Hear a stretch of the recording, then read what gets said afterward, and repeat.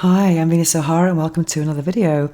I actually didn't complete Vlogmas, unfortunately. I got to day 24. I was about to make a video, but I had to clean up and get my house ready for a party that I was having for some of my female friends, a divine feminine dinner. And yeah, I ended up not doing it. So this is the video I was going to make on that day, actually. And today I wanted to talk about the biological clock. Someone asked me recently if what were my plans in life? Did I want to settle down and have children? Do I think about the biological clock? So I thought I'd share some of my wisdom without going into too many personal details, because it might not sound or believable having a YouTube channel where I talk about sexuality, but I'm actually quite a private person when it comes to my intimate and sentimental life. But I did want to share some wisdom on this topic with you, because I do think it's a very interesting topic to discuss, especially as I consider myself to be a feminist. That's not a bad word, by the way. But I do challenge traditional gender roles, but I also embrace the divine feminine energy as well. So what do I think about that? Well, there are many things I think about that.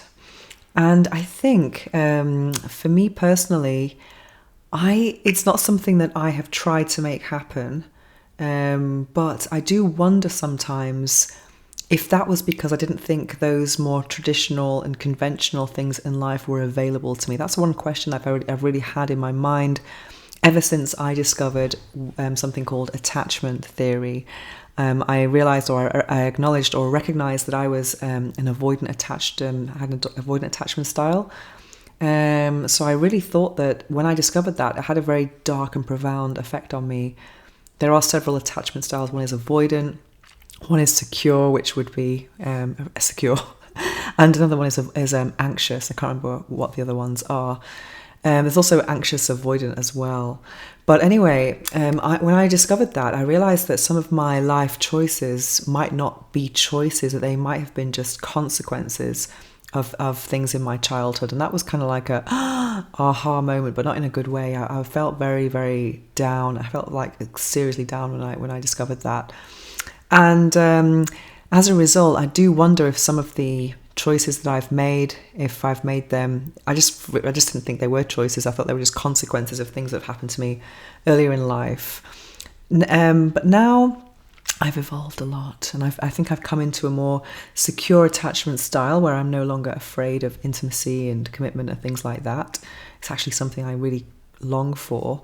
But in terms of being a parent and a motherhood and all of that, and biological clock, that's not something that I've ever considered seriously. I think I had a lot of maternal instinct when I was a teenager. I used to always notice babies on the street and be like, oh, they're so cute, and get broody, to the point where one of my best friends at university bought me like a baby doll just to kind of calm me down. She was kind of worried that I might get pregnant. Then when I was 19, I actually went to Paris to be an au pair in the summer. And that was, how can I say it, illuminating. It really opened my eyes to the stress and on all of the challenges of caring for small children. I had to look after a 6-month-old and a 3.5-year-old. Oh my God. I think that's when I lost my maternal instinct. Ever since that moment, that experience, which was only about 5 or 6 weeks, I no longer looked at babies in the street or anything like that. I was kind of like, ah. And I think I was a very caring au pair. I wasn't the kind of like coo and let's play, and I wasn't that type of person, but I was very responsible in terms of I was kind of afraid something would happen to them. I was making sure they were breathing at night and things like that. I was like really paranoid that something would, some strangers are entrusting me with their baby. It was like a big responsibility. I think I was more worried about it than what they were. So that kind of just felt baffling to me. I would never give a child to look after to a young au pair who's never looked after a baby before. And they even knew I had never looked after a baby. So I just thought that was very weird. Yeah, so that was a kind of eye-opening experience for me. And then I've had lots of people around me, people who have grown up with family, friends from university, from school, etc., who have reproduced. And it's something that I've been kind of interested. I find the process of pregnancy to be very interesting. I used to paint embryos and fetuses when I was doing fine art. So that's something I'm interested in, the kind of the process of life, how life emerges, creation, and even childbirth I find interesting. But to do that myself, I don't know about that. I don't know about that at all. And especially now that I know a lot about like pelvic floor and stuff through my work, I'm not, it's not exactly something that I don't know. I really do struggle with the gynecologist and those appointments. I just think there's a lot of poking and prodding that don't think I would like. I think that would require a bit of detachment from my body, and that's something that I do find a little bit does provoke fear in me. But one great thing for me has been living in Barcelona, Spain, as an expat, British expat. I am in an environment where a lot of people around me have made similar life choices, so I don't feel like I'm the only one. And I think environment has a lot to do with it, with these life choices. I know that when I go back to England and I'm, with family and friends again, and the ones who have reproduced and they have a 3-bedroomed house or 5-bedroomed house in suburbia, lots of children and 2 cars, etc. I know when I'm around that type of environment, I do feel like a spinster, and I feel like they cannot relate to my life. And I'm asking them questions about, oh, how's your kid, la la la, but they don't really know what to ask me because it's just completely unrelatable. When I come back to Barcelona, it's like a relief, and most of my friends don't have children, and the ones that do are kind of it's a bit of a struggle. And then I know some people who are separated as well, and that's a real struggle as well, seeing them go through those things about custody. And other people are having a great time of having like half me time, half parent time. But in general, it's not something that I am very familiar with, to be honest. And I've never had a partner where I thought, yeah, I want to have kids with you. And I think that's because I haven't made the right choices. In the past, I really haven't made the right choices. And I think when you enter into a relationship, that is a reflection on where you are in your life, in your emotional life.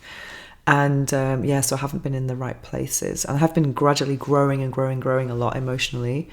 Even the most recent partnerships that I've had, they've been very calm, they still haven't been at a place where I've thought, yeah, let's do that. And also, I wouldn't want to be in any type of rush when it comes to biological clocks. I know some friends who are doing IVF, or they've been trying for ages, and this creates a lot of tension in their relationships.